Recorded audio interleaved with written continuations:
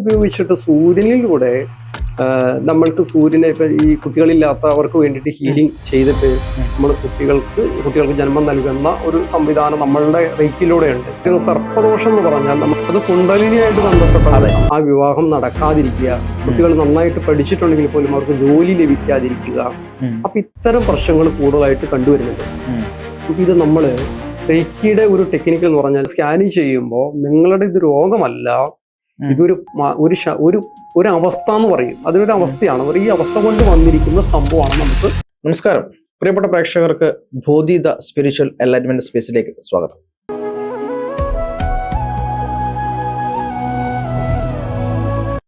ഇന്ന് നമ്മുടെ കൂടെയുള്ള അതിഥി എന്ന് പറയുന്നത് Athmasadhana Siddha holistic and healing centre നടത്തുന്ന, അതുപോലെ തന്നെ റേക്കി മാസ്റ്റർ ഹീലറായിട്ടുള്ള, പ്രാണിക് ഹീലറായിട്ടുള്ള ഒരു പ്രധാനപ്പെട്ട ആത്മീയ വ്യക്തിത്വമാണ് ശ്രീ ഷാജി രാമൻ സാർ. സ്വാഗതം സാർ. നമസ്തേ. വളരെ സന്തോഷം സാറുമായിട്ട് ഒരു പോഡ്കാസ്റ്റ് ഇരിക്കാൻ കഴിയുന്നതിൽ. ഞാൻ സാറിനെ ഒരുപാട് ഇന്റർവ്യൂകളിലും മറ്റും കണ്ടിട്ടുണ്ട്. അപ്പം ഞാൻ സാറിനോട് ചോദിക്കാൻ ആഗ്രഹിക്കുന്നത്, നമ്മുടെ ഒരു സമൂഹത്തിൽ ഇപ്പോൾ ഏറ്റവും വലിയ പ്രശ്നമായിട്ട് നിൽക്കുന്ന കുറച്ച് കാര്യങ്ങളുണ്ട്. അതായത് ഒരു മനുഷ്യനെ, അവന്റെ ജീവിതത്തെ, അവന്റെ മുന്നോട്ട് പോക്കിനെയൊക്കെ തകർത്ത് കളയുന്ന കുറച്ച് കാര്യങ്ങൾ. അതായത് അവനവൻ ഏറ്റവും സേഫ് ആണ്, അല്ലെങ്കിൽ ഏറ്റവും കംഫർട്ടായിട്ടിരിക്കുന്നത് അവന്റെ കുടുംബത്തിലാണ്. പക്ഷെ ഇന്ന് ആ കുടുംബം എന്ന് പറയുന്ന ഒരു വ്യവസ്ഥ തന്നെ പലപ്പോഴായിട്ട് ശിഥിലീകരിക്കപ്പെടുന്ന ഒരു അവസ്ഥയാണ് നമ്മൾ കാണുന്നത്.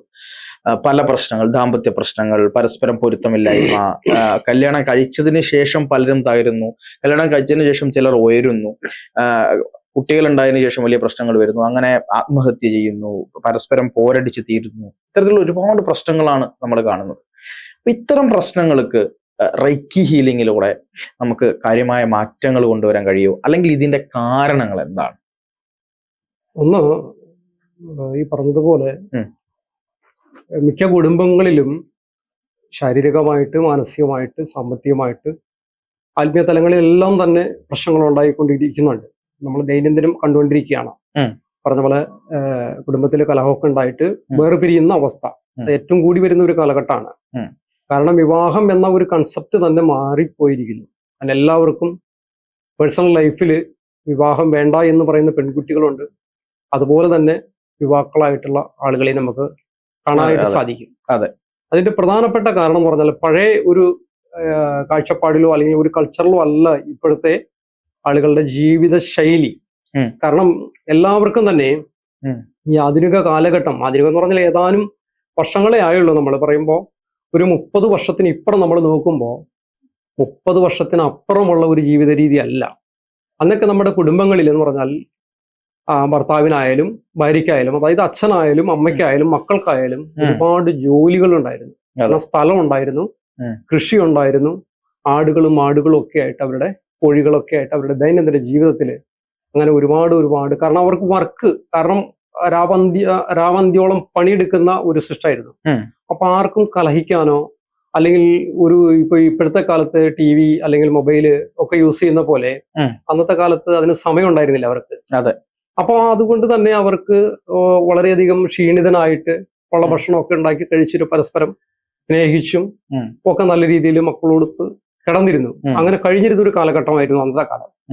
പക്ഷെ ഇപ്പോ എന്ന് പറഞ്ഞാൽ കൂടുതലും ആളുകൾക്ക് സമ്പത്തിന് കുറവില്ല, പണമുണ്ട്, പണം സ്വരൂപിക്കാനുള്ള മാർഗങ്ങൾ പലതാണ്.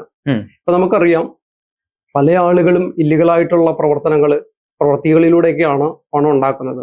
അത് രാഷ്ട്രീയമാണെങ്കിലും പൊതുജനങ്ങളുടെ സാധാരണ രീതിയിലുള്ള ദൈനംദിന ജീവിതത്തിലായാലും വളർന്നു വരുന്ന യുവാക്കളിലായാലും അത്തരം പ്രശ്നങ്ങൾ കൂടി വരുന്ന ഒരു കാലഘട്ടമാണ്.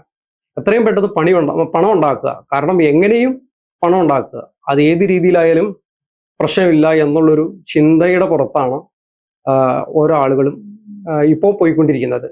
അപ്പൊ നമ്മൾ സ്ത്രീകളെ സംബന്ധിച്ച് നോക്കുകയാണെന്നുണ്ടെങ്കിൽ ഇഷ്ടംപോലെ പണമുണ്ട്, അവർക്ക് പ്രവർത്തിക്കാൻ സമയമില്ല. പ്രവർത്തിക്കാൻ എന്ന് പറഞ്ഞാൽ വർഷങ്ങൾക്ക് ഒരു 30 വർഷത്തിന് മുമ്പുള്ള നമ്മൾ കാലം എടുത്തു നോക്കിയാൽ ഏകദേശം ഒരു കാലമാണ് ഞാൻ പറയുന്നത്. അന്നൊക്കെ നമ്മുടെ അടുക്കളയിൽ പണിയെടുക്കുന്നവരെന്ന് പറഞ്ഞാൽ കറി വെക്കാനും അല്ലെങ്കിൽ ചോറ് വെക്കാനും തുണി അലക്കുന്നതിനൊക്കെ അന്നത്തെ രീതിയിൽ കൈകളാണ് ഉപയോഗിച്ചിരുന്നത്. കൈകൾ കൊണ്ട്, അവരുടെ മനസ്സുകൊണ്ടും ശരീരം കൊണ്ടും പണി ചെയ്തിരുന്ന ഒരു കാലത്തായിരുന്നു അന്നത്തെ കാലത്ത് ജീവിച്ചിരുന്നത്. ഇന്നത് മാറി. എല്ലാം എളുപ്പം ചെയ്ത് തീർക്കുക എന്നുള്ളൊരു അവസ്ഥയിലേക്ക് പോയി. ഇപ്പൊ എല്ലാം മെഷീനറിയാണ്. ഒരു വാഷിംഗ് മെഷീനിൽ തുണി എടുത്തിട്ട് അലക്കിയിട്ടാൽ പോലും അവരല്ല പ്രവർത്തിക്കുന്നത്, മെഷീനാണ് പ്രവർത്തിക്കുന്നത്. ആ തുണി പോലും എടുത്ത് ഉണക്കാൻ പോലും മടി കാണിക്കുന്ന ഒരു സ്ഥിതിയാണ് നമ്മൾ കണ്ടുവരുന്നത്. അപ്പൊ കൂടുതലും ഈ ആളുകൾ നല്ല ഫുഡ് കഴിക്കുക, പുറത്തു പോയി വീട്ടിൽ തന്നെ ഉണ്ടാക്കി കഴിക്കുന്ന ഒരു ജീവിത രീതി പോലും മാറിക്കഴിഞ്ഞിരിക്കുന്നു. ഒന്ന് ഫാസ്റ്റ് ഫുഡ്, കാരണം ഓർഡർ ചെയ്താൽ ഓൺലൈനിൽ നമുക്ക് ഫുഡ് കിട്ടും. ഇത് കിട്ടിക്കഴിഞ്ഞാൽ പിന്നെ അവർക്ക് സമയമില്ല. പിന്നെ സമയം എന്ന് പറഞ്ഞാൽ ഒന്നല്ല ടി വിയുടെ മുമ്പിൽ അല്ലെങ്കിൽ മൊബൈലിന് മുമ്പിൽ. അപ്പൊ അവരുടെ മനസ്സും ശരീരവും എല്ലാം പ്രവർത്തിക്കുന്നത്, ചിന്തകളെല്ലാം ഈ പറയുന്ന ഈ മൊബൈൽ പോലെയുള്ള മാധ്യമങ്ങളിൽ, പുതിയ മാധ്യമങ്ങളിലൂടെയാണ് പരതിക്കൊണ്ടിരിക്കുന്നത്. അപ്പൊ അതിന്റെ അടിസ്ഥാനത്തിൽ തന്നെ അതെല്ലാം കാണുകയും കേൾക്കുകയും ചെയ്യുമ്പോൾ പുതിയ പുതിയ പുതിയ അപ്ഡേഷൻ വന്നുകൊണ്ടിരിക്കുകയാണ് കാലഘട്ടത്തിനനുസരിച്ച്. കാരണം അവർക്ക് പണം എങ്ങനെ ചെലവാക്കാം, ഇനി ആ ചെലവാക്കുന്ന പണത്തോടൊപ്പം തന്നെ എങ്ങനെ ഉണ്ടാക്കാനുള്ള മാർഗവും കൂടെ അതിലൂടെ അറിയുന്നുണ്ട്. അപ്പോ ബന്ധങ്ങൾ, കാരണം ഭാര്യ-ഭർത്തൃ ബന്ധത്തില് ഒരു പണ്ടത്തെ ഉള്ള ഒരു കാഴ്ചപ്പാടിന് വിപരീതമായിട്ട് എല്ലാവരും സുഖത്തിന്റെ പുറകെ പോവുകയാണ്. അത് ഏത് രീതിയിലാണെങ്കിലും ആർക്കും തന്നെ മതി വരുന്നില്ല. അപ്പൊ പുരുഷനെ സംബന്ധിച്ചിടത്തോളം ഒരു 35-40 വയസ്സൊക്കെ ആവുമ്പോഴേക്കും അവന്റെ ഇമ്മ്യൂണിറ്റി നഷ്ടപ്പെടുകയാണ്. അത് ഒരു പരിധി വരെ ഈ കൊറോണ ബാധിച്ചതിന് ശേഷം കൂടുതലാണെന്ന് പറയാനായിട്ട്. അപ്പൊ ലൈംഗികപരമായിട്ടുള്ള കാഴ്ച ആ ഒരു ഇതിൽ പോലും താല്പര്യക്കുറവ് സ്വാഭാവികമായിട്ട് വന്നുകൊണ്ടിരിക്കുക. സ്ത്രീകളെ സംബന്ധിച്ച് ഇത് കുറച്ച് കൂടുതലാണ് നിൽക്കുന്നത്. അപ്പോഴും അവരെ എങ്ങനെ, എല്ലാവരും സുഖമാണല്ലോ പോകുന്നത്. ഒരു ഭക്ഷണമാണെങ്കിലും നല്ല ഭക്ഷണം കഴിക്കണം, നല്ല ഫുഡ് കഴിക്കണം, നല്ല രീതിയിൽ വസ്ത്രം ധരിക്കണം, ആഭരണങ്ങൾ ധരിക്കണം, അതുപോലെ നല്ല നല്ല വ്യക്തിത്വങ്ങളായിട്ട് നല്ല സമൂഹത്തിന്റെ മുമ്പിൽ വലിയ ആളുകളായിട്ട് കൂട്ടുകൂടണം എന്നുള്ള ഒരു കാഴ്ചപ്പാട് പല കുടുംബങ്ങളിലും വന്നു തുടങ്ങി. അത് കുട്ടികളിലാണെങ്കിലും അങ്ങനെ തന്നെ. കാരണം അനുസരണക്കുറവ് വന്നു. മാതാപിതാക്കളെ അനുസരിക്കുന്ന ഒരു ശീലം പൊതുവെ ഇല്ലാതായി കഴിഞ്ഞു. കാരണം മക്കളോട് ഒന്ന് ശകാരിക്കാനായിട്ട് മാതാപിതാക്കൾക്ക് സാധിക്കാറില്ല. അഥവാ എന്തെങ്കിലും അങ്ങനെ പറയുകയോ പ്രവർത്തിക്കുകയോ ചെയ്താൽ അവിടെ ചിലപ്പോൾ അവരെ ആത്മഹത്യ ചെയ്യുന്ന ഒരു പ്രവണത ഉണ്ടാവും. ആ ടെൻഡൻസി കൂടി വരികയാണ്. ചിലപ്പോൾ വീട് വിട്ട് ഇറങ്ങിപ്പോകുന്ന ഒരു അവസ്ഥയാണ്. അപ്പൊ അതുകൊണ്ട് പേരൻസ് ആണെങ്കിൽ പോലും അത്തരം കാര്യങ്ങളെ പറ്റി ചോദിക്കും. ഇവരെവിടെ പോകുന്നു, വൈകി വന്നാൽ പോലും. അല്ലെങ്കിൽ ഇപ്പോൾ നമുക്കറിയാം, കൂടുതലും ഈ യൂട്യൂബിലൂടെ ഒക്കെ കാണുന്ന ഒരു ഫേസ്ബുക്കിലൂടെ ഒക്കെ കണ്ടുകൊണ്ടിരിക്കുന്നതാണ്. പല സ്കൂളുകളും കോളേജുകളിലും ഒക്കെ പലതരത്തിലുള്ള മോശപ്പെട്ട രീതികളിൽ ആൺകുട്ടികളും പെൺകുട്ടികളും പ്രവർത്തിക്കുന്നതായും അത് ചോദ്യം ചെയ്യപ്പെടുന്ന ടീച്ചേഴ്സിനെ പോലും, അധ്യാപകരെ പോലും ഹരാസ് ചെയ്യുന്ന ഒരവസ്ഥയിലേക്ക് എത്തി. തീർച്ചയായിട്ടും സാർ, ഞാൻ അതിനിടയ്ക്ക് ഒരു കാര്യം ചോദിക്കുന്നത്, ഇപ്പം നമ്മുടെ കുടുംബങ്ങളിലുള്ള ഇത്തരം പ്രശ്നങ്ങൾക്ക് ഒരുപാട് കാരണങ്ങളുണ്ട്. കാരണം പുറത്തുനിന്നുള്ള കാരണങ്ങളുണ്ട്, ഒരുപാടുണ്ട്. പക്ഷെ നമ്മൾ പലപ്പോഴും ഈ വിശ്വാസ സംബന്ധമായിട്ട് കാണുന്ന കുറച്ച് കാര്യങ്ങളുണ്ട്. അതായത് ഒരാളുടെ കുടുംബം നല്ല രീതിയിൽ പോകുമ്പോൾ ചില ആളുകൾക്ക് അത് പിടിക്കുന്നില്ല, ചില ബുദ്ധിമുട്ടുകൾ വരുന്നു. അപ്പം അയാൾ ചിന്തിക്കുകയാണ്, ഇത് എത്രയോ കാലമായി ഇങ്ങനെ ബുദ്ധിമുട്ട് വന്നുകൊണ്ടിരിക്കുന്നു. അപ്പൊ ഇതിന്റെ പിന്നിൽ എന്തോ ഒരു നെഗറ്റീവ് ഇടപെടലുകൾ ഉണ്ട്, എന്തെങ്കിലും ഒരു ആഭിചാരത്തിന്റെ പ്രശ്നമുണ്ട്, അല്ലെങ്കിൽ കൂടോത്രത്തിന്റെ പ്രശ്നമുണ്ട് എന്ന് ചിന്തിക്കുകയും ഇപ്പൊ ഒരു ദൈവജ്ഞന്റെ അടുത്തൊക്കെ പോകുമ്പോൾ ചില പ്രശ്നങ്ങളുണ്ട് എന്ന് പറയുകയും ഒക്കെ ചെയ്താൽ പലപ്പോഴും നമ്മുടെ പല കുടുംബങ്ങളും അങ്ങനെ തകർന്നു പോകുന്നതായിട്ട് നമ്മൾ കാണാറുണ്ട്. അപ്പൊ ഇത്തരം വിഷയങ്ങൾ, ഈ കൂടോത്ര സംബന്ധമായിട്ടുള്ള വിഷയങ്ങൾ ഒരു കുടുംബത്തെ തകർത്ത് കളയുന്നതായിട്ടും കാണുന്നുണ്ട്. അതിന് നമുക്ക് എന്തൊക്കെ പരിഹാരങ്ങൾ ചെയ്യാൻ പറ്റും? ഇപ്പം അങ്ങയുടെ മേഖലയിലൂടെ ഇപ്പൊ പ്രാണി ഹീലിംഗ് ആയാലും അതുപോലെ തന്നെ ഇത്തരത്തിലുള്ള റൈക്കി ഹീലിംഗ് ആയാലും ഇതൊക്കെ വെച്ചുകൊണ്ട് നമുക്ക് ഇതിനെ മാറ്റിയെടുക്കാൻ പറ്റും, ഒരാളുടെ നെഗറ്റീവിനെ നമുക്ക് റിമൂവ് ചെയ്യാൻ പറ്റും? അത് ഇതിനകത്ത് 1-2-3 കാര്യമായിട്ടുള്ള ചില പ്രശ്നങ്ങളുണ്ട്. കാരണം എന്ന് പറഞ്ഞാൽ, ഒന്ന്, ഒരു കുടുംബത്തില് നല്ല രീതിയിൽ പോയിക്കൊണ്ടിരുന്ന ഒരു കുടുംബം, ഒരു നല്ലൊരു അച്ഛനും അമ്മയും അവരുടെ കുടുംബ പേരും പ്രശസ്തിയും ഒക്കെ ഉള്ള കുടുംബങ്ങളുണ്ട്. നമ്മള് പലരും പറയുന്നത് കേട്ടിട്ടുണ്ട്, ഇവരൊരു 10 വർഷം മുമ്പ് അല്ലെങ്കിൽ എന്റെ കാരണവന്മാരായിട്ട് ഇരിക്കുന്ന സമയത്ത്, ഞങ്ങൾ കൂട്ടുകുടുംബക്കായിട്ട് ഇരിക്കുന്ന സമയത്ത് ഞങ്ങൾ പേര് കേട്ട കുടുംബക്കാരായിരുന്നു. ചിലപ്പോൾ അവരുടെ വീട്ടുപേരിലായിരിക്കും അവരെ അറിയപ്പെടുക. അപ്പൊ അത്രയ്ക്കും പ്രമാദിത്വത്തോടു കൂടി ജീവിച്ച ആളുകളാണ്. അപ്പൊ ഇപ്പൊ അവര് ശക്തി ക്ഷയിച്ചു, ഇപ്പൊ ആ കുടുംബമേ ഇല്ല, അപ്പൊ എന്നെല്ലാം പറയുന്നുണ്ട്.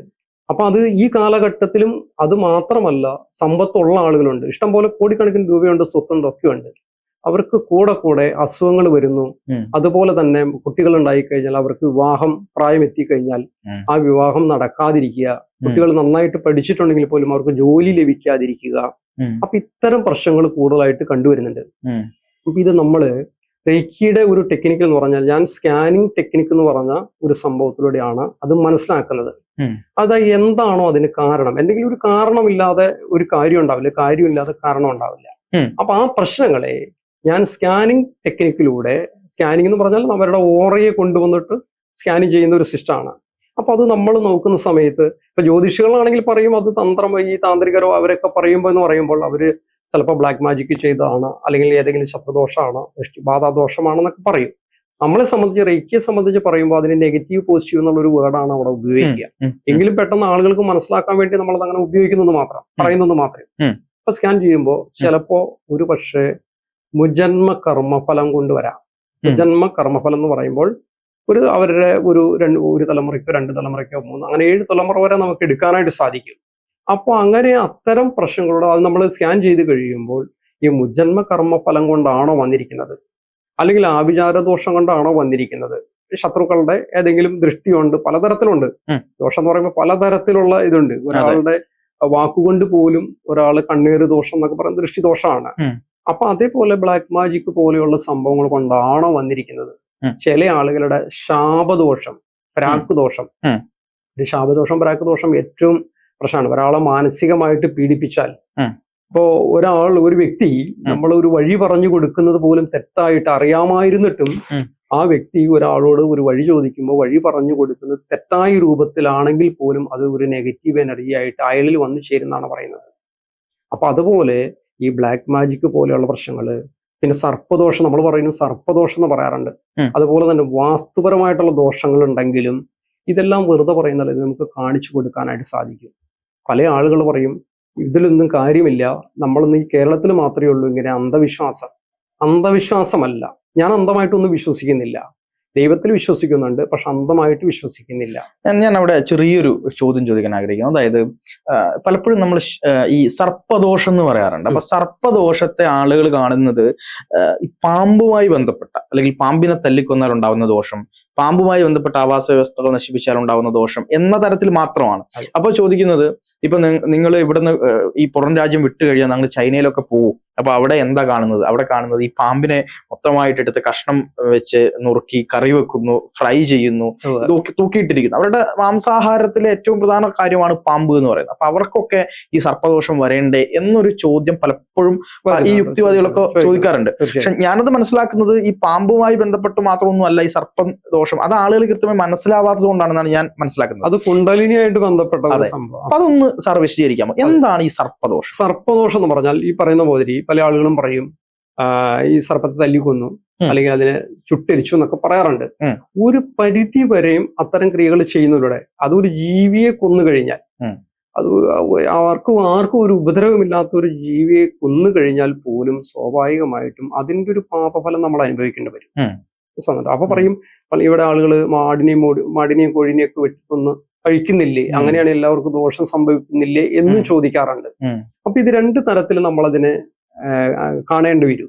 ഒന്നാമത്തെ കാര്യം, സർപ്പദോഷം എന്ന് പറഞ്ഞാൽ നമ്മളിപ്പോ ഈ ഡോക്ടർമാരുടെ, ഇപ്പൊ ഈ ഡോക്ടേഴ്സിന്റെ ഒക്കെ അല്ലെങ്കിൽ ഹോസ്പിറ്റലിലൊക്കെ നമ്മൾ കുണ്ടലിനിയുടെ നമ്മുടെ നട്ടലിന് ഒരു ഭാഗത്തൂടെ നമ്മൾ വളഞ്ഞു പിരിഞ്ഞ് ഇങ്ങനെ ഇരിക്കുന്നതായിട്ട് നമ്മുടെ പിംഗള സുഷുമന, അപ്പൊ അതിന് സെൻട്രലായിട്ട് കാണുന്ന സ്പൈനൽ കോണ് സെൻട്രലായിട്ട് കാണുന്ന പിംഗള നാടി ചുറ്റി വരിഞ്ഞ് കിടക്കുന്ന ഇതാണ്. അപ്പൊ നമ്മുടെ സ്പേമിന് പോലും അതിന്റെ ഒരു ഷേപ്പാണ് ഉള്ളത്. ഒരു സർപ്പത്തിന്റെ, ഒരു പാമ്പിന്റെ ഷേപ്പാണ് ഉള്ളത്. അതങ്ങനെ നീന്തി പോവുകയാണ്. അപ്പൊ ആ ഒരു കൺസെപ്റ്റിലാണ് നമ്മൾ അതിനെ എടുക്കേണ്ടത്. അതല്ലാതെ നാഗത്തിനെ കൊന്നത് കൊണ്ട് മാത്രം എന്ന് പറയാൻ പറ്റില്ല. ഇതിന്റെ രീതിയെ അത് വേറെയാണ്. പക്ഷെ പലരും ജ്യോതിഷപരമായിട്ട് പറയുമ്പോൾ നിങ്ങൾ ആരെങ്കിലും പാമ്പിനെ കൊന്നിട്ടുണ്ടോ, നിങ്ങൾ ചുട്ടരിച്ചിട്ടുണ്ടോ, അത് ഈ ഏത് ജീവികളെ കൊന്നാലും, ഇപ്പൊ കോഴിയെ കൊല്ലുന്നവരുണ്ട്, ഇപ്പൊ വെട്ടിക്കൊല്ലുന്നവരുണ്ട്, ചിലർ അറുത്ത് കൊല്ലുന്നവരുണ്ട്, ചില ആളുകൾ പിരിച്ചു കൊല്ലുന്നവരുണ്ട്, കഴുത്തി പിരിച്ചു കൊല്ലുന്നവരുണ്ട്. ഇത് മനുഷ്യനെ കൊല്ലുന്നത് പോലെ തന്നെയാണ് ഇതും വരുന്നത്. പക്ഷെ ഇതെല്ലാം വ്യത്യസ്ത തലങ്ങളാണ്. ഇവിടെ നമ്മൾ എടുക്കേണ്ടത് സർപ്പദോഷം എന്ന് പറയുന്നതോ ആ രീതിയിലല്ല എടുക്കുന്നത്. ഇതിന്റെ ലക്ഷണം വെച്ചിട്ട് ഈ സർപ്പം ഏത് രീതിയിലാണ് ബാധിച്ചിരിക്കുന്നത്, ഇതിന്റെ ലക്ഷണത്തിനാണ് പ്രാധാന്യം. ഇപ്പൊ നമ്മളിപ്പോ ഒരു സർപ്പദോഷത്തിന്റെ ഒരു പ്രശ്നം കൊണ്ടാണ് അവർക്ക് വന്നിരിക്കുന്നതെങ്കിൽ, ഒന്ന് സ്കിൻ ഡിസീസ് പോലുള്ള അസുഖങ്ങൾ ഉണ്ടാവാം, ഭാര്യയ്ക്കോ ഭർത്താവിനോ മക്കൾക്കോ ഉണ്ടാവാം. ഇനി കുട്ടികൾ ജനിച്ചാൽ അംഗവൈകല്യങ്ങൾ സംഭവിക്കുക, കണ്ണിന് കാഴ്ചക്കുറവ് വരിക, ചെവിക്ക് കേൾവിക്കുറവ് വരിക, അല്ലെങ്കിൽ ഏതെങ്കിലും അംഗങ്ങൾക്ക് എന്തെങ്കിലും പ്രശ്നങ്ങൾ വരിക. അതുപോലെ വിവാഹം കഴിക്കാൻ തടസ്സം ഉണ്ടാവുക, വിവാഹിതരാവാൻ തടസ്സം ഉണ്ടാവുക, വിവാഹം കഴിച്ചാൽ വേർപിരിയുന്ന അവസ്ഥ, ആ ദാമ്പത്യ ജീവിതം മുന്നോട്ട് പോകില്ല. ഇപ്പൊ അവരുടെ ശരീരം, അവിടെ തൊഴിലെടുക്കുന്ന ആളുകളാണെങ്കിലും ആർക്കാണെങ്കിലും ശരീരത്തിന് ഓവറായിട്ടുള്ള ചൂട് അനുഭവപ്പെടുക, ഇതെല്ലാം ഈ സർപ്പദോഷവുമായിട്ട് ബന്ധപ്പെട്ട ചില കാര്യങ്ങളാണ്. അപ്പൊ ഇത്തരം ലക്ഷണങ്ങൾ നമ്മൾ വെച്ചുകൊണ്ട് നിങ്ങൾക്ക് ഇന്നതാണ് അതിന് പരിഹാരം എന്നുള്ള രീതിയിലൊക്കെ ജ്യോതിഷികളും മറ്റുള്ള ആളുകളൊക്കെ കൂടുതലും ക്ഷേത്രങ്ങളിൽ നൂറും പാലും കൊടുക്കുക, സർപ്പത്തിന് കൊടുക്കുക, മാറുന്നൊക്കെ പറയുന്നുണ്ട്. അത് ഒരു പരിധി വരെ വിശ്വാസത്തിന്റെ പുറത്ത് മാറിപ്പോകുന്നുണ്ട്. എങ്കിലും നമ്മളുടെ ഇത് വെച്ച് നോക്കുമ്പോൾ ചില മെഡിസിൻസുകൾ നമ്മൾ അപ്ലൈ ചെയ്യേണ്ടതായിട്ട് വരും. ഇപ്പൊ എന്നെ സംബന്ധിച്ചാണെങ്കിൽ ഞാൻ അതിന് കുറച്ച് സിദ്ധയുടെ ചില കാര്യങ്ങളൊക്കെ മനസ്സിലാക്കുകയൊക്കെ ചെയ്ത, അപ്പൊ സിദ്ധ മെഡിസിൻസ് അവർക്ക് കൊടുത്തുകൊണ്ട്, അതിന് മൂലിക എന്ന് പറയും, മെഡിസിൻസ് നമുക്ക് അങ്ങനെ പറയാൻ പറ്റില്ല, അത് കൊടുത്തുകൊണ്ട് നമ്മൾ ഹീലിംഗ് ടെക്നിക്കും അതുപോലെ തന്നെ അവരുടെ വിശ്വാസങ്ങൾക്കനുസരിച്ച് പല ആളുകളും ചരട് ജപിച്ചു കൊടുക്കുന്നവരില്ലേ, അതെ, അപ്പൊ അങ്ങനെയൊക്കെ കൊടുക്കുമ്പോൾ ആ വിശ്വാസത്തിനനുസരിച്ച് അവർക്കൊരു ഗുണപരമായിട്ടുള്ള ഒരു മാറ്റം ലഭിക്കുകയാണ് സാധാരണ രീതിയിൽ ചെയ്യുക. തീർച്ചയായിട്ടും. അപ്പൊ അത് ഈ നാഡീ ഞരമ്പുമായി ബന്ധപ്പെട്ട പ്രശ്നങ്ങളും ഈ പറയുന്ന പോലെ സർപ്പദോഷത്തിലേക്ക് പറയാറുണ്ട്. പലപ്പോഴും ഈ നാഡി കുണ്ടലിനി എനർജി ആണല്ലോ മെയിൻ ആയിട്ട് പോകുന്നത്. അപ്പൊ അതുമായി ബന്ധപ്പെട്ട് ഈ നാഡികൾക്ക് ബലക്കുറവ് വരിക, അത്തരം കാര്യങ്ങളും ഇതില് പ്രധാനമായിട്ട് പറയാറുണ്ട്. അപ്പൊ ഇതില് നമ്മുടെ സൂര്യനിൽ നിന്ന് വരുന്ന രശ്മി പോലും ഈ പമ്പ് സഞ്ചരിക്കുന്നത് പോലെയാണ് സഞ്ചരിക്കുന്നതെന്നാണ് പറയുന്നത്. അപ്പൊ ഈ പണ്ടത്തെ കാലത്ത് ഈ സർപ്പദോഷം എന്ന് പറയുന്നതിൽ ഇപ്പോഴത്തെ ആധുനിക ശാസ്ത്രത്തെ നമ്മളൊന്ന് അതിലേക്ക് മെർജ് ചെയ്യുമ്പോൾ വൈറ്റമിൻ ഡി എന്ന് പറയുന്ന ഒരു കാര്യമാണ് സൂര്യപ്രകാശത്തിൽ നിന്ന് വരുന്നത്. അപ്പൊ അന്നത്തെ കാലത്ത് ആചാര്യന്മാരും ഈ ആളുകളും ഒക്കെ വളരെ ചിന്തിച്ചാണ് ഇത് ചെയ്തിരുന്നത്, അല്ലെങ്കിൽ അവരെ വളരെയധികം മുൻകൂട്ടി കണ്ടിരുന്നു എന്നത് ഇപ്പോ ഈ ശാസ്ത്രം പോലും കണ്ടെത്തിക്കൊണ്ടിരിക്കുകയാണ് എന്നല്ലേ സാർ അത് നമ്മൾ പറയേണ്ടത്? അതെ അതെ അല്ലെ, അതെ തീർച്ചയായും. ഇത് ഇപ്പൊ നമ്മൾ പറഞ്ഞ വൈറ്റമിൻ ഡിയുടെ എന്ന് പറഞ്ഞു, നമ്മുടെ മെലാനിൻ ഷീറ്റ് നമ്മുടെ ശരീരത്തിന് വർണ്ണം നമ്മൾ നൽകുന്ന കറുപ്പ് നിറം നൽകുന്നത്, വെളുത്ത നിറം നൽകുന്ന കറുപ്പ് നിറമാണ് കൂടുതൽ നമ്മൾ, കാരണം വെയിൽ കൊണ്ടു കഴിഞ്ഞാൽ ഈ അൾട്രാവയലറ്റ് രശ്മി നമ്മുടെ ശരീരത്തിൽ പതിക്കുമ്പോൾ സ്വാഭാവികമായിട്ടും നമ്മുടെ മെലാനിൻ ഷീറ്റ് എന്ന് പറഞ്ഞിട്ട് ആ സ്കിന്നിന് ഒരു വ്യത്യാസം വരും. ഇത് നമ്മുടെ ശരീരത്തിന് വൈറ്റമിൻ ഡി ഉണ്ടാക്കാനും ഊർജ്ജവൽക്കരിക്കാനൊക്കെ സാധിക്കുന്നതാണ്. അപ്പൊ ഇതുപോലെ തന്നെ ഇപ്പൊ ഈ എനർജി ഇപ്പൊ സൂര്യനെ ഉപയോഗിച്ചിട്ട് സൂര്യനിലൂടെ നമ്മൾക്ക് സൂര്യനെ ഇപ്പൊ ഈ കുട്ടികളില്ലാത്തവർക്ക് വേണ്ടിയിട്ട് ഹീലിംഗ് ചെയ്തിട്ട് നമ്മൾ കുട്ടികൾക്ക് ജന്മം നൽകുന്ന ഒരു സംവിധാനം നമ്മളുടെ റേക്കിലൂടെ ഉണ്ട്. പലരും എല്ലാ ആളുകളും ചെയ്യുന്നുണ്ടെന്ന് അറിയില്ല. ഞാനത് അത്തരം കാര്യങ്ങൾ ചെയ്തു കൊടുക്കുന്ന ഒരു വ്യക്തിയാണ് കുട്ടികളില്ലാത്തവർക്ക്. അതിന് നമുക്ക് സൂര്യന്റെ ഒരു ഇതിനെയാണ് ഉപയോഗിക്കുന്നത്. അപ്പൊ ഇതെല്ലാം നമ്മൾക്ക് ഒരു സ്ത്രീക്കോ പുരുഷനോ ഉണ്ടാവുന്ന അവരുടെ ലൈംഗികപരമായിട്ടുള്ള ഇപ്പൊ ഒരു സ്ത്രീക്കാണെങ്കിൽ അണ്ടോൽപാദനത്തിന്റെ പ്രശ്നങ്ങളോ അല്ലെങ്കിൽ ഒരു പുരുഷനാണെങ്കിൽ സ്പേം കൗണ്ടിന്റെ പ്രോബ്ലമോ ഒക്കെ വന്നു കഴിഞ്ഞാൽ നമ്മൾക്ക് ഇതുപോലുള്ള എനർജീസ് കൊടുത്തുകൊണ്ട് അതിനെ മാറ്റാനും അത്തരം പ്രശ്നങ്ങൾ പരിഹരിക്കാനായിട്ട് സാധിക്കും. അതായത് നമ്മുടെ സമൂഹത്തിൽ ഇപ്പം കുട്ടികളില്ലാത്ത ആളുകൾ വളരെയധികം വർദ്ധിച്ചു വരുന്ന ഒരു സാഹചര്യമാണ്. ഫെർട്ടിലിറ്റി സെന്ററുകൾ വർദ്ധിച്ചു വരുന്നു, പലതരത്തിലുള്ള കാര്യങ്ങളുണ്ട്. അപ്പൊ ഒരു കുഞ്ഞ് ജനിക്കണമെന്ന് ആഗ്രഹിച്ചുകൊണ്ട് വളരെയധികം കുടുംബത്തിൽ നിന്ന് പ്രശ്നങ്ങൾ കേൾക്കുന്ന, അല്ലെങ്കിൽ നിന്റെ പ്രശ്നം കൊണ്ടാണ് എന്ന് പറഞ്ഞ് ആ ദമ്പതികൾക്കിടയിൽ പോലും പ്രശ്നങ്ങൾ ഉണ്ടാകുന്നത്. അപ്പൊ അത്തരത്തിലുള്ള ആളുകൾക്ക് ഒരു വലിയ പ്രതീക്ഷയാണ് ഇപ്പൊ സാറ് പറഞ്ഞൊരു കാര്യം എന്ന് പറയുന്നത്. അപ്പം ആദിത്യനെ സാക്ഷാൽ സൂര്യഭഗവാനെ ഉപയോഗിച്ചുകൊണ്ട്, ആ എനർജി ഉപയോഗിച്ചുകൊണ്ട് നമുക്ക് റേക്കിയിലൂടെ ആ ഒരു കുട്ടി ഉണ്ടാവുക എന്നത് നമുക്ക് സാക്ഷാത്കരിച്ച് കൊടുക്കാൻ കഴിയും എന്നാണ് ഇപ്പൊ അങ്ങ് പറഞ്ഞത് അല്ലെ? അത് ഇതിനകത്ത് നമ്മൾ അങ്ങനെ പൂർണ്ണമായിട്ടും പറയാൻ പറ്റില്ല. ഞാൻ പറഞ്ഞു, ഈ സ്കാനിങ് സിസ്റ്റം ചെയ്യുമ്പോൾ നമ്മൾ ഒരു കുട്ടികളില്ലാത്ത ഒരു ദമ്പതികളാണ് എങ്കിൽ എന്തുകൊണ്ടാണ് അവർക്ക് കുട്ടികളില്ലാത്ത എന്ന് നമ്മൾ കണ്ടുപിടിക്കണം. അതിപ്പോ സ്കാനിങ് ചെയ്യുമ്പോൾ അറിയാൻ പറ്റും അവരുടെ മുജ്ജന്മത്തിലുള്ള പ്രശ്നങ്ങൾ കൊണ്ടാണോ അല്ലെങ്കിൽ പ്രസന്റ് കർമ്മഫലം കൊണ്ടാണോ.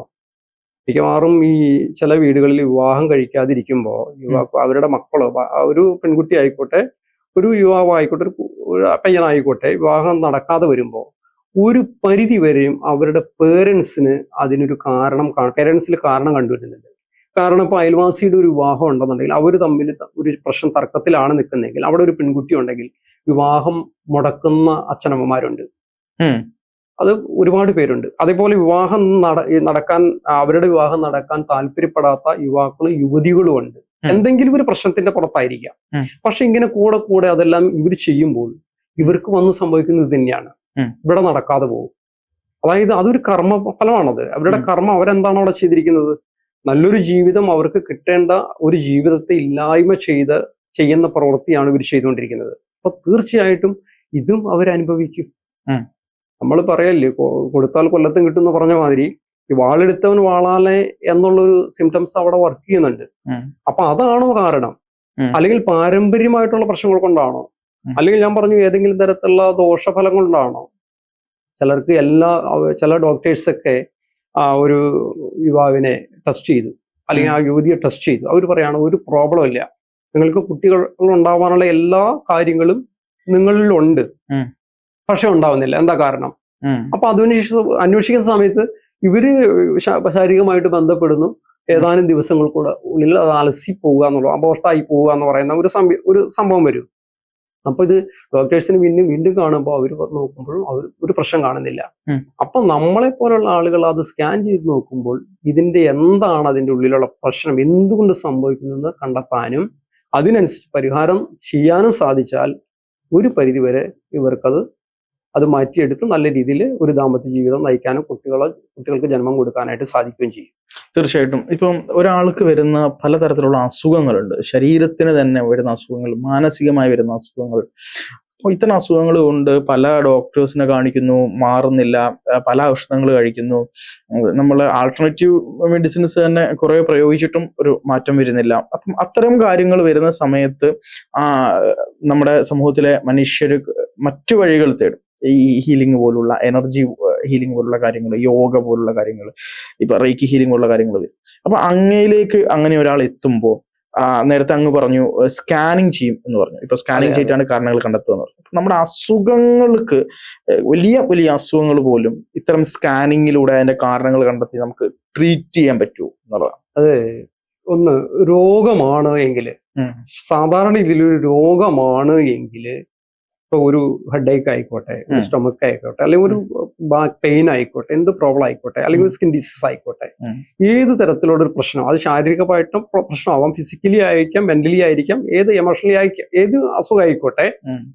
അപ്പോ ആ രോഗമാണ് എങ്കിൽ തീർച്ചയായിട്ടും ഏതെങ്കിലും അലോപ്പതി മെഡിസിൻ ഉണ്ട്, ആയുർവേദ മെഡിസിൻ ഉണ്ട്, ഹോമിയോ മെഡിസിൻ ഉണ്ട്, ഒറ്റമൂലികളുണ്ട്, നാട്ടുവൈദ്യമുണ്ട്.